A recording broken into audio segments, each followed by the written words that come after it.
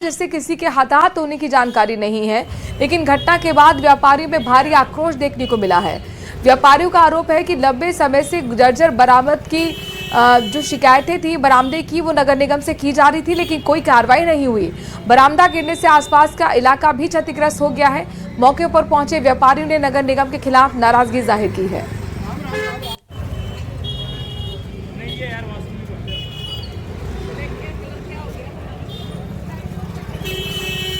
जयपुर का ऐतिहासिक नेहरू बाजार का बरामदा देर रात भरभरा करके गिर पड़ा। आप देख सकते हैं कि जिस जगह से ये बरामदा गिर पड़ा है, 4 से 5 दुकानें इसकी चपेट में आ चुकी हैं और बाकी पिलर भी करीब करीब बिल्कुल अधर इसके ऊपर टिके हुए हैं। ये बरामदा जो बताया जा रहा है, काफ़ी समय से इसके ऊपर लोड बढ़ा हुआ था और नीचे की तरफ प्रेशर आने की वजह से ज़मीन भी धंसी हुई थी। देर रात जब ये पूरा हादसा हुआ, गनीमत ये रही कि यहाँ पर लोग नहीं थे।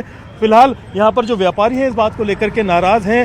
नगर निगम के अधिकारी मौके पर पहुंचे हुए हैं, उनसे संवाद किया जा रहा है पूरे घटनाक्रम को लेकर के। क्या पूरा मामला था, क्या जानकारी सामने आई? सब जानकारी तो ये थी कि लगभग 1.5 साल पहले से जब ये सड़क का निर्माण हुआ तो पानी की निकासी का कोई साधन नहीं था। तो हमने इसका बकायदा वीडियो बना करके उनको चेताया भी था, अधिकारियों को भी और ये सब अपना बाजार के अध्यक्ष को भी, लेकिन कहीं कोई सुनवाई नहीं हुई। अच्छा, जबकि पिछले साल भी बहुत अच्छी बारिश थी और इस साल भी बहुत अच्छी बारिश थी। और आज से 1.5 साल पहले का वीडियो भी मेरे पास में है और आज से लगभग 6 महीने पहले का भी सा वीडियो मेरे पास में है। उनको बाकायदा ये चीज़ दिखाई गई थी, कि साहब ये पानी की निकासी नहीं है, ये आने वाले समय में कोई ना कोई बहुत भारी नुकसान करेगा और वो नुकसान आज की डेट में सामने है। आपको ये बात सही है कि इसमें कुछ दिन पहले इन लोगों ने शिकायत की थी कि इसके नीचे से पोला हो गया, तो अपने संबंधित जो इंजीनियरिंग डिपार्टमेंट है उनको बता दिया था और उसके लिए उन्होंने ये सारा चेंज करने के लिए फाइल भी चला दी थी, क्योंकि इसमें बजट की ज़रूरत होती है। अब कल रात को अचानक ये धंस गया, तो अब ये थोड़ा स्पीडली होगा और अब ढंग से हो जाएगा। ये तो है कि यहाँ पर एहतियातन कुछ कदम उठाए आपने रास्ता रोकने के लिए, क्योंकि अभी काफी हिस्सा इसका जर्जर है, कभी भी गिर सकता है। डिपार्टमेंट चूंकि आज संडे है, वो सबको बुला लिया है, वो लोग आ रहे हैं, इसको बैरिकेड भी करेंगे, यहाँ पे बल्लियाँ भी लगाएंगे और इसको तोड़ के नया लाएंगे पूरी तरह। और भी बाकी जगह 2-3 जगह और भी है इसमें ऐसी, उसको भी अपन ठीक कराने के साथ साथ वो भी हो जाएगा। अगली खबर कोटा से है, जहां पर हैंगिंग ब्रिज टोल के पास हाईवे पर गौ सेवकों ने जाम लगाकर विरोध प्रदर्शन करना शुरू कर दिया। रास्ते से गुजर रहे पूर्व सीएम वसुंधरा राजे के काफिले को भी रोका गया, जिसके बाद मौके पर वसुंधरा राजे ने लोगों से समझाइश की। एएसपी और डीएसपी समेत पुलिस जाब्ता मौके पर मौजूद रहा। बता दें कि गौ माता की मौत के बाद दुर्दशा करने और गौमांस को बेचने को लेकर धरना जारी है।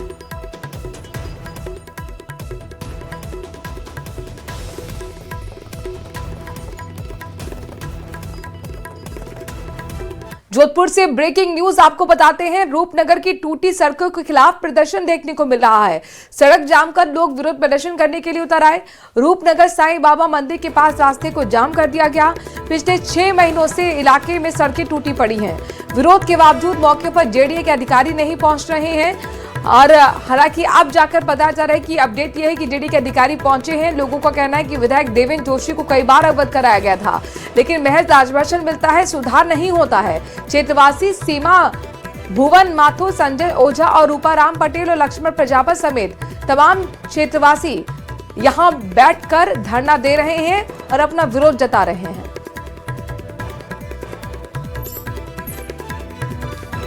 मुझे तो ऐसा लगता है ये सुशासन में जो एमएलए, विधायक और सांसद की बात है, ये अधिकारी सुनना ही पसंद नहीं कर रहे हैं और अफसरशाही इतनी हैवी है जिसकी कोई हद नहीं है।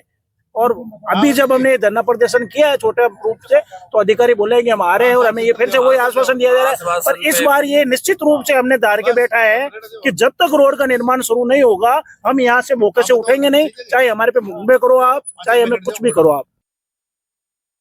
अलवर से बड़ी खबर आ रही है, जहां पर राजगढ़ में स्वीकृत हुए केंद्रीय विद्यालय की मांग को लेकर विरोध प्रदर्शन लगातार जारी है। केंद्रीय विद्यालय को बाहर को ले जाने के विरोध में 5वें दिन भी राजगढ़ कस्बा पूरी तरह से बंद है। गोल सर्किट पर आंदोलनकारी अनशन पर बैठे हुए हैं। ऐसे में मेडिकल टीम पर मौके पर जब पहुंची तो अनशन करने वाले लोगों की जांच की गई।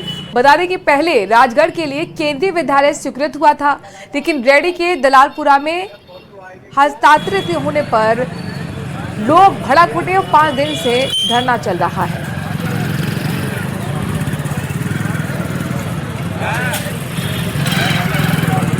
राधे राधे भाई।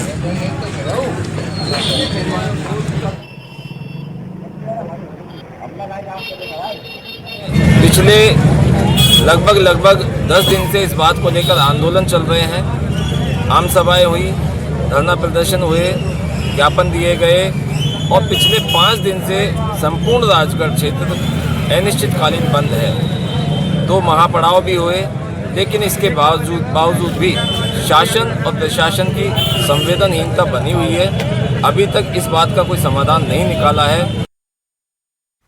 टोंक जिले के देवली क्षेत्र में एक हैरान करने वाला मामला सामने आया है। पनवाड़ गांव में कचरा पात्र में कई आधार कार्ड मिलने से हड़कंप मच गया।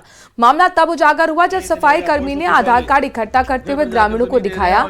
स्थानीय युवक ने इस पर वीडियो बनाया और डाकघर की लापरवाही को उजागर कर दिया। उनका कहना है कि आधार कार्ड लोगों तक पहुंचाने जाने थे, लेकिन किसी वजह से कचरे में फेंक दिए गए हैं। अब ये वीडियो सोशल मीडिया पर तेजी से वायरल है। ये स्पष्ट नहीं हो पाया है कि जानबूझकर किया गया है, गलती से हुआ है। इसकी लापरवाही से ये कचरा पात्र में ये आधार कार्ड मिलते हुए इतने या पोस्ट ऑफिस वाले घर पर जाकर तो नहीं दे रहे हैं और ये कचरा पात्र में फेंक रहे हैं इनको। ये बच्चा वहाँ से लेके ये बच्चा लेके आया है वहाँ से आधार कार्ड सब। ये पनवाड़ के पोस्ट ऑफिस की हालत है साहब। राजस्थान महिला कांग्रेस ने यूपी के उन्नाव मामले को लेकर कुलदीप सेंगर की सजा यहां निलंबन को लेकर प्रदर्शन किया है और मांग की है कि सजा दी जाए। सरकार के खिलाफ जमकर नारेबाजी की गई। महिला कांग्रेस कार्यकर्ता पीसीसी मुख्यालय से पैदल मार्च करते हुए पुलिस कमिश्नरेट पहुंची। यहां पुलिस ने बैरिकेड्स लगाकर रोक दिया। इसके बाद महिला कार्यकर्ताओं ने प्रदेश अध्यक्ष सारिका सिंह के नेतृत्व में शहीद स्मारक पर धरना दिया है, नारेबाजी की है।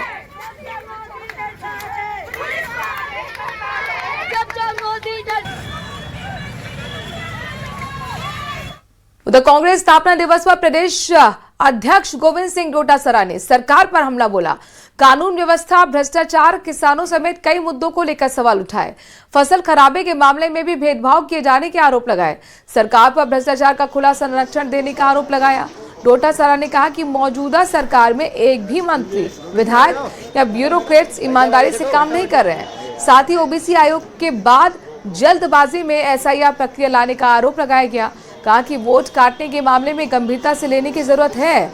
अरावली पर्वत माला के संरक्षण को भी उन्होंने गंभीर मुद्दा बताया है और कहा है कि इसके लिए सरकार ही जिम्मेदार है।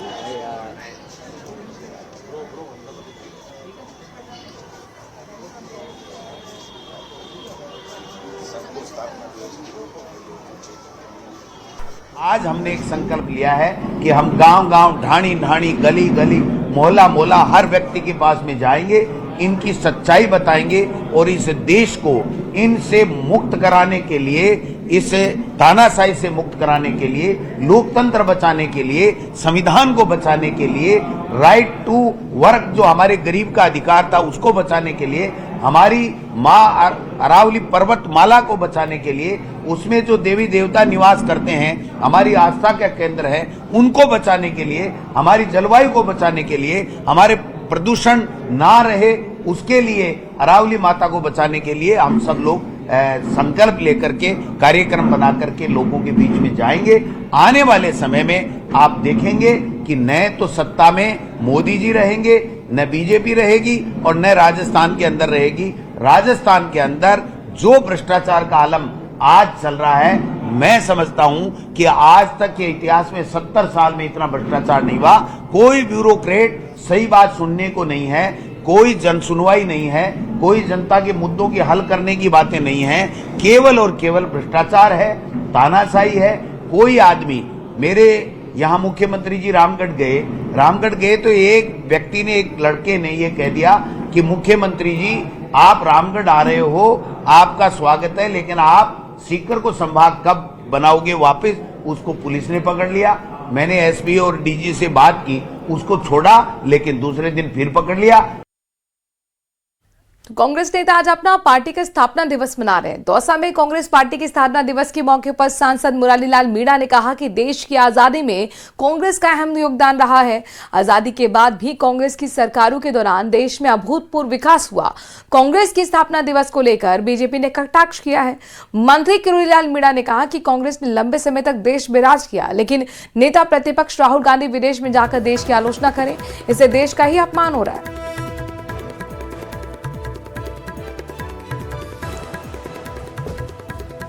उसके बाद में आज़ादी के बाद में आज जिस स्वतंत्रता में हम सांस ले रहे हैं, जिस स्थिति में हम जी रहे हैं, इसमें मैं समझता हूँ कि 100% हिस्सा कांग्रेस का ही है, कांग्रेस की विचारधारा का है। आज़ादी कांग्रेस ने दिलाई। आज़ादी के बाद में जो भारत का संविधान है, जिसने हमको समानता का अधिकार दिया, जिन्होंने शिक्षा का अधिकार दिया, जिन्होंने आर्थिक समानता का अधिकार दिया, वो संविधान भी हमको कांग्रेस की देन है। उसके बाद में हमारे जो नेता थे बड़े बड़े, चाहे नेहरू जी रहे हो, चाहे इंदिरा गांधी जी रहे हो, चाहे और कोई नेता रहे हो, बैंकों का राष्ट्रीयकरण है, हरित क्रांतियां हैं, हमको और शिक्षा के अधिकार है, हमको ये जो पंचायत राज के है, जितने भी प्रजातंत्र में सारी व्यवस्थाएं नीचता की सब कांग्रेस की देन है। तो मैं समझता हूँ कि लेकिन वर्तमान जो परिस्थिति है और जो पार्टियां देश के अंदर राज कर रही है, वो पार्टियां राज कर रही हैं भ्रमित करके जनता को, जिनका सहयोग आजादी की लड़ाई में कुछ था नहीं। को तो काफी लंबा राज कांग्रेस ने किया है देश में, लेकिन जब कांग्रेस एक परिवार की गुलाम हो गई और भ्रष्टाचार में के दलदल में फंस गई, तब से देश की जनता ने कांग्रेस को नकार दिया। और हमारे लिए राष्ट्र सर्वोपरि है, राष्ट्र प्रथम है, और देश की जो गौरवशाली परंपराएं हैं, उनको प्रतिपक्ष का नेता जो कांग्रेस के राहुल गांधी जी हैं, वो विदेशों में जाके क्रिटिसाइज करे तो देश का अपमान है। तो जो कांग्रेस का नेतृत्व है वह अनुभवहीन और दिशाहीन। प्रदेश में एम्बुलेंस सेवा से जुड़ी बड़ी खबर सामने आ रही है। 108 और 104 एम्बुलेंस आज रात 12 बजे से थम जाएगी। नए टेंडर में वेतन कम देने और वर्किंग आवर्स 8 के बजाय 12 घंटे के विरोध में कर्मचारियों की यूनियन ने सेवाएं बंद करने का ऐलान कर दिया है। प्रदेश में 1600 से ज्यादा इस वक्त एम्बुलेंस का संचालन हो रहा है। मौजूदा वक्त में एम्बुलेंस सेवा 108 में 1094 वाहन और 104 में 600 वाहन संचालित हो रहे हैं। ये सेवाएं प्रदेश में आमजन के लिए फ्री संचालित की जाती हैं। एम्बुलेंस संचालन सेवा से करीब 3000 कर्मचारी जुड़े हुए हैं। वर्तमान में इन कर्मचारियों को कंपनी की तरफ से 12,730 रुपए का वेतन मिल रहा है। यूनियन ने इस वेतन में 30% की बढ़ोतरी करने और हर साल 10% की दर से, यानी कि 10% की दर से बढ़ोतरी करने की शर्त टेंडर में जोड़ने की मांग की है। साथ ही वर्किंग आवर्स को 12 घंटे टेंडर में दर्शाया गया है, उनको कम करके 8 घंटे करने की मांग भी की गई है।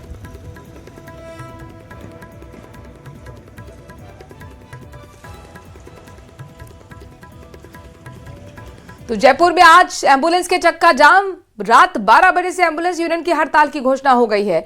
108 और 104 यानी 108 और 104 एम्बुलेंस सेवा रात 12 बजे से हड़ताल पर वेतन बढ़ोतरी और 8 घंटे कार्य की मांग को लेकर यह हड़ताल है। 12 घंटे ड्यूटी को श्रम कानून का उल्लंघन बताया गया है। हड़ताल से मरीजों को भारी परेशानी हो सकती है।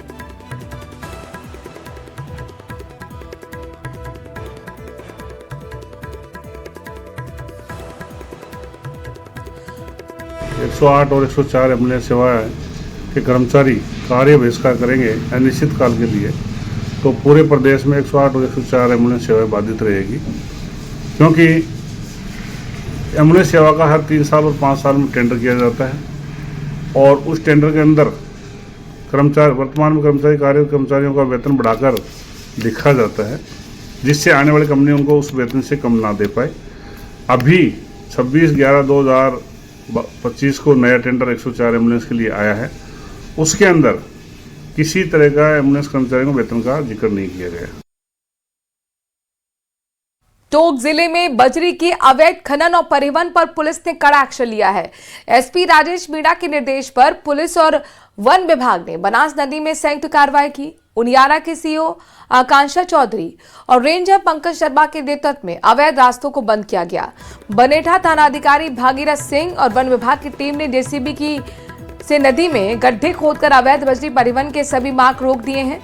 इसके साथ ही बनास नदी में बनाए गए अवैध स्टॉक को भी हटाया गया है। खनन की रोकथाम की कार्रवाई के लिए पुलिस थाना बनेठा और वन विभाग की टीम द्वारा संयुक्त रूप से अवैध खनन की रोकथाम हेतु प्रभावी कार्रवाई बाबत हमने बनास नदी में जाने वाले जो रास्ते थे अवरुद्ध उनको किया है जेसीबी मशीन के द्वारा, ताकि कोई भी अवैध रूप से है उसका खनन नहीं कर सके। झुंझुनू जिले में अरावली पर्वतमाला को लेकर कांग्रेस का विरोध लगातार तेज होता जा रहा है और इसी क्रम में सुल्ताना कस्बे में कांग्रेस कार्यकर्ताओं ने पैदल मार्च निकालकर राज्य सरकार के खिलाफ जोरदार प्रदर्शन किया। कांग्रेस नेता अमित ओला के नेतृत्व में निकाले गए इस मार्च में बड़ी संख्या में पार्टी पदाधिकारी और कार्यकर्ता शामिल रहे। चिड़ावा रोड से शुरू हुआ ये मार्च मुख्य मार्गों से होते हुए नगरपालिका कार्यालय तक पहुंचा, जहां धरना दिया गया। कांग्रेस नेताओं ने सरकार पर कोर्ट में गलत हलफनामा देने का आरोप लगाया है और अरावली संरक्षण की मांग की है। चेतावनी भी दी कि जल्द ठोस कदम नहीं उठाया तो आंदोलन हम तेज करेंगे।